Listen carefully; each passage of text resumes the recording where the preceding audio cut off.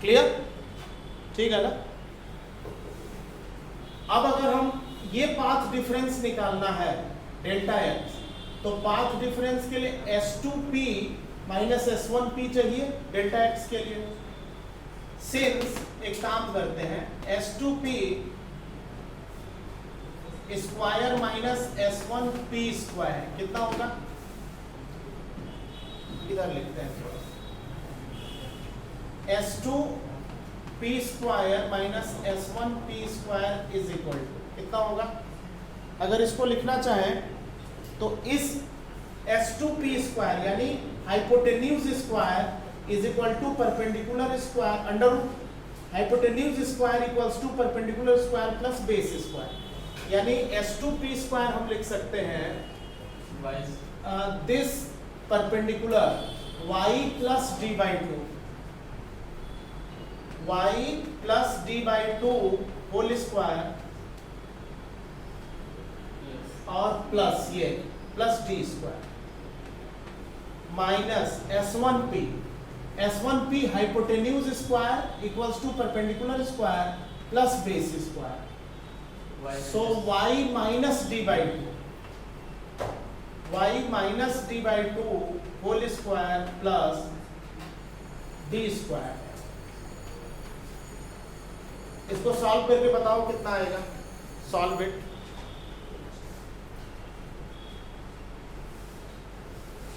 इस right angle triangle को लिया तो hypotenuse square equals to perpendicular square plus base square, ये आ गया। इस हाइपोटेन्यूज को लिया तो perpendicular square plus base square, ये आ गया।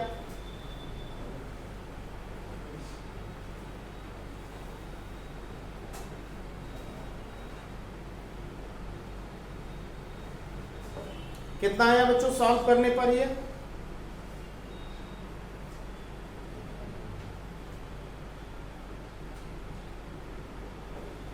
सॉल्व करके बताइए कितना आया।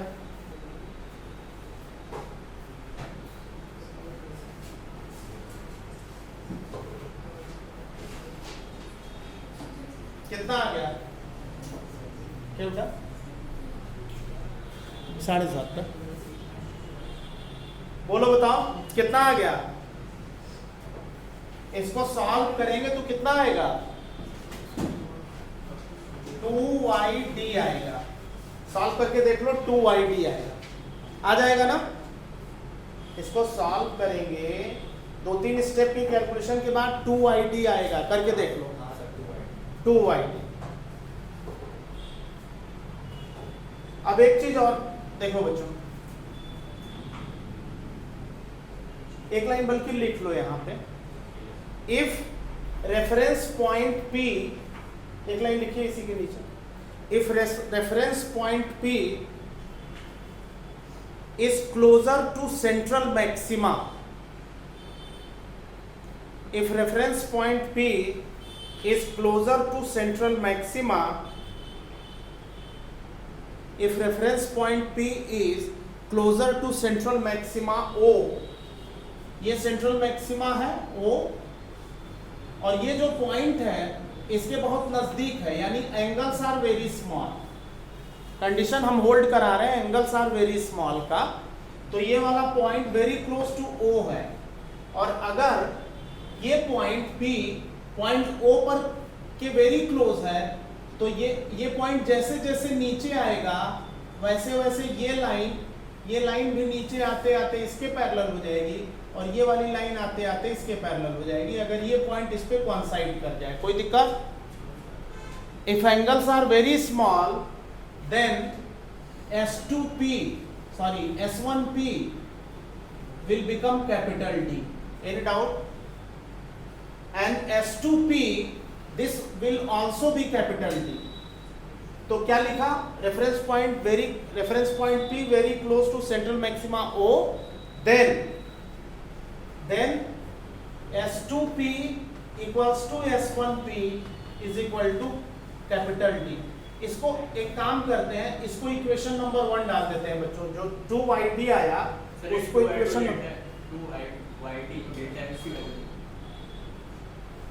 ये डेल्टा एक्स नहीं है, S2p square minus S1p square है, डेल्टा एक्स है S2p माइनस S1p।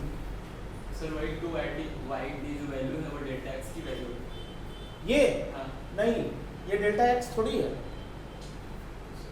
ये तो स्क्वायर में है ना, स्क्वायर नहीं रहेगा तो पाथ डिफरेंस होगा, लेकिन ये तो हमने स्क्वायर में निकाला है। यहां तक हो गया बच्चों, लिख लिए। अब आप लिखिए from equation one,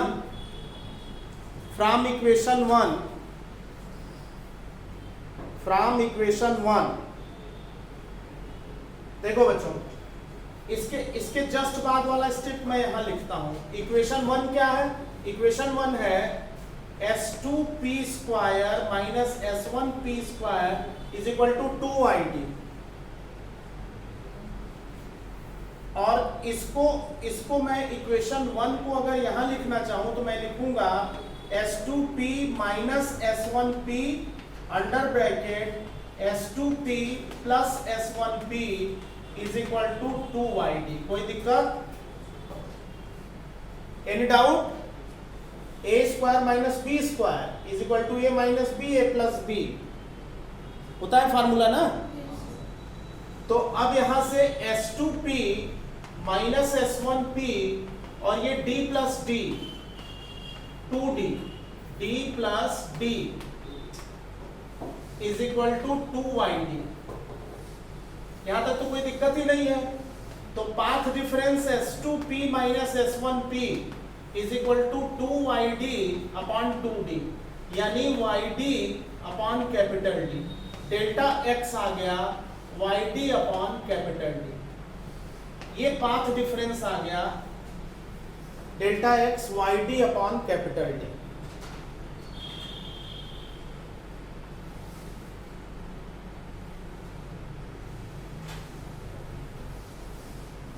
Is this clear बेटा? Is this clear?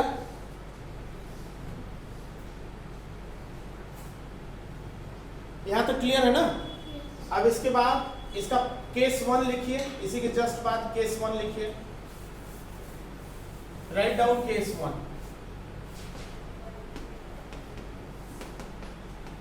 Case 1 for bright fringe. Case 1 में लिखिए for bright fringe, for bright fringe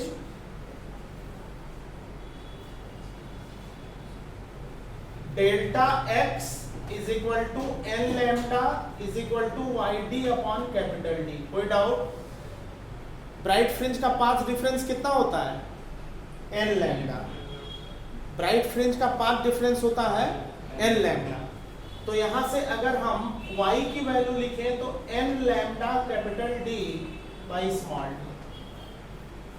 ये y is equal to n lambda D upon small d। इसी के नीचे आप लिख सकते हो,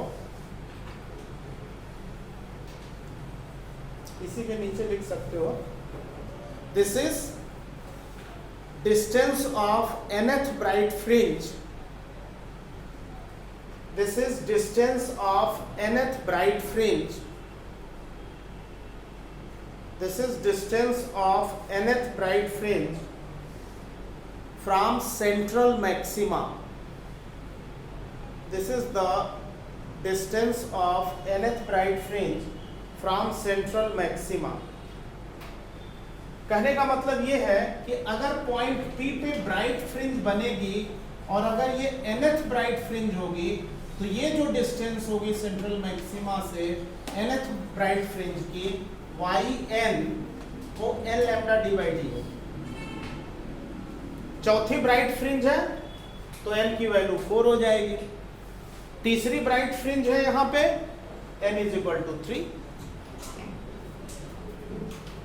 सेंट्रल मैक्सिमा से थर्ड ब्राइट फ्रिंज की distance 3 lambda D by d होगी।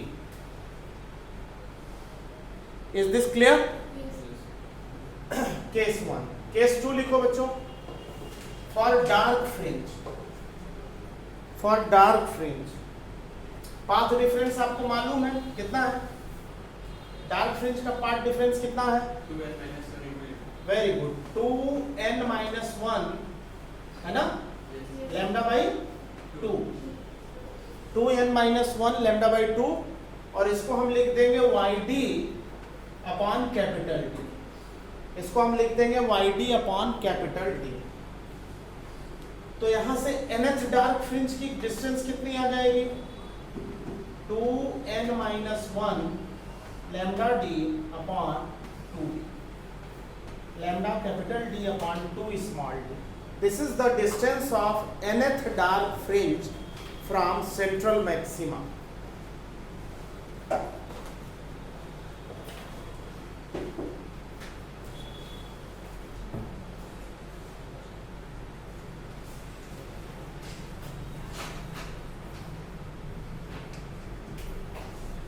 क्लियर बेटा,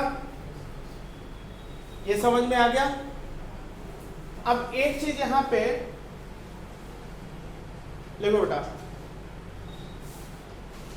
hence fringe width, hence fringe width, hence fringe width, that is separation between, that is separation between, hence fringe width, that is separation between two consecutive fringes, two consecutive fringes is given by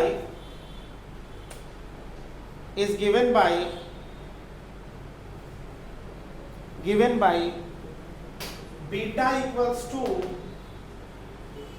देखो एक चीज समझ लो, हम bright, मान लो bright fringe की width निकालना चाहते हैं तो दो डार्क फ्रिंज के बीच की सेपरेशन निकालेंगे, या हम मान लीजिए डार्क फ्रिंज की विड्थ निकालना चाहते हैं।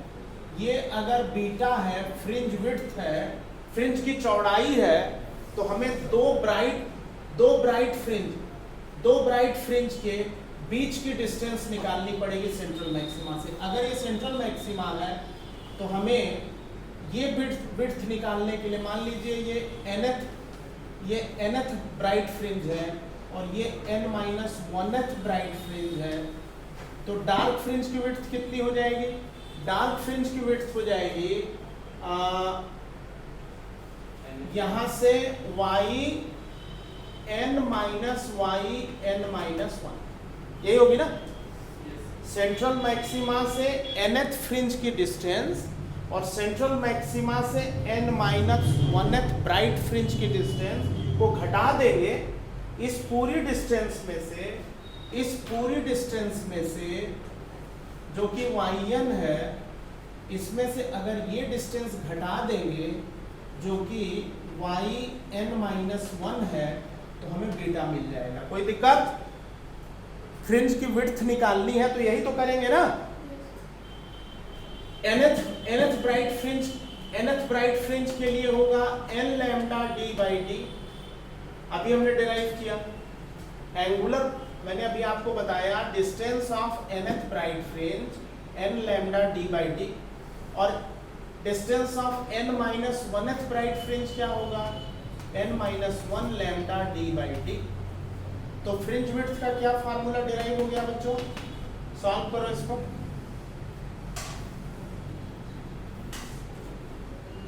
फ्रिंज विड्थ का क्या फार्मूला डिराइव हो गया? इसको सॉल्व कर, हाँ, lambda D by D, lambda D by D, ये फ्रिंज विड्थ का फार्मूला डिराइव हो गया। लैम्डा डी बाई डी, ये फ्रिंज विड्थ का फार्मूला डिराइव हो गया।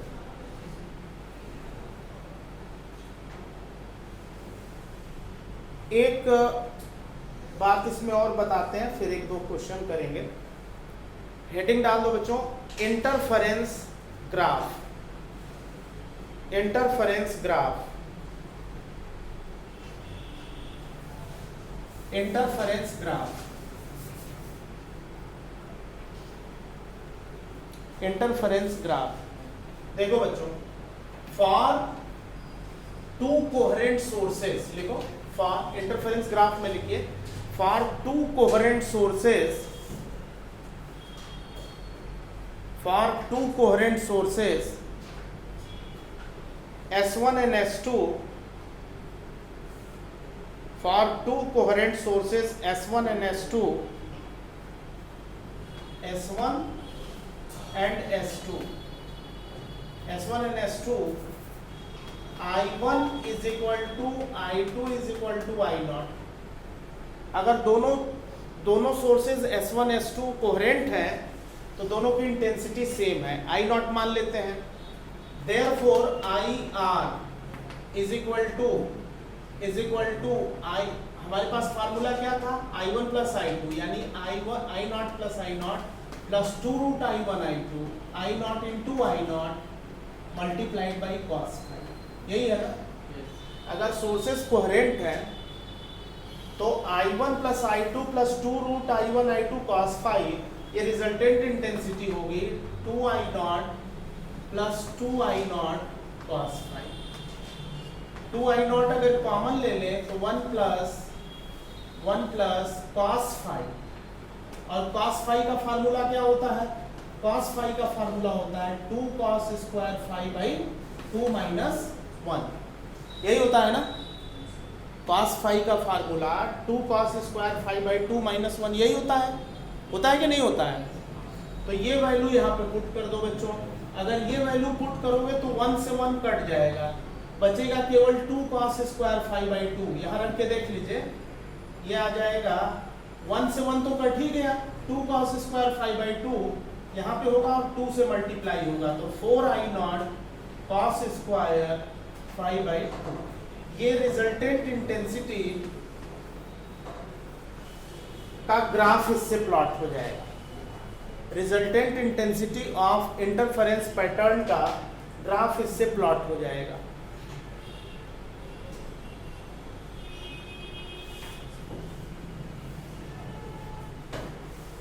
ठीक है बच्चों? y is equal to cos square x, graph कैसे बनता है? y is equal to cos square x का ग्राफ कैसे बनता है?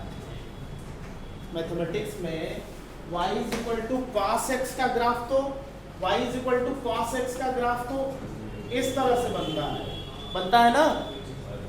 और y is equal to sine x का ग्राफ इस तरह से बनता है, यही होता है ना? साइन एक्स का ग्राफ इसी तरह बनता है। तो y is equal to cos x का ग्राफ अगर ऐसे बनता है तो कॉस स्क्वायर एक्स का ग्राफ कैसे बनता है?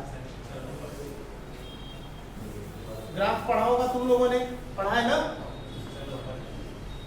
ध्यान से देखो, कॉस स्क्वायर एक्स का जो ग्राफ होगा बच्चों वो इस तरह से होगा। मैक्सिमम इंटेंसिटी 4I0 थी अभी हमने देखा, और कोसाइन ग्राफ है तो कोसाइन ग्राफ ऐसे होगा।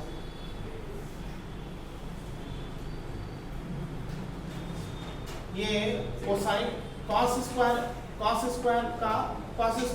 एक्स का या कॉस स्क्वायर फाई बाई 2 का ग्राफ ये होगा। ये इंटरफेरेंस ग्राफ है।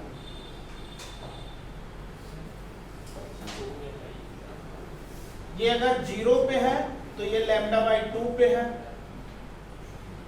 ये लैम्डा बाई 2, और अगर बढ़ जाएगा तो ये हो जाएगा लैम्डा, और लैम्डा बाई 2 और बढ़ जाएगा तो ये हो जाएगा 3 लैम्डा बाई 2। इधर हो जाएगा माइनस लैम्डा बाई 2, यहाँ हो जाएगा माइनस लैम्डा, और यहाँ हो जाएगा minus 3 lambda by 2। Central maxima यानी इंटेंसिटी मैक्सिमा में तो ब्राइट फ्रिंज है, लैम्डा बाई 2 पर डार्क फ्रिंज है क्योंकि इंटेंसिटी 0 है। ये इंटेंसिटी यहाँ पे 0 है, डार्क फ्रिंज है, यहाँ डार्क फ्रिंज है, यहाँ फिर से ब्राइट फ्रिंज बन रही है, मैक्सिमम इंटेंसिटी ब्राइट फ्रिंज बन रही है। ये इंटरफेरेंस ग्राफ है।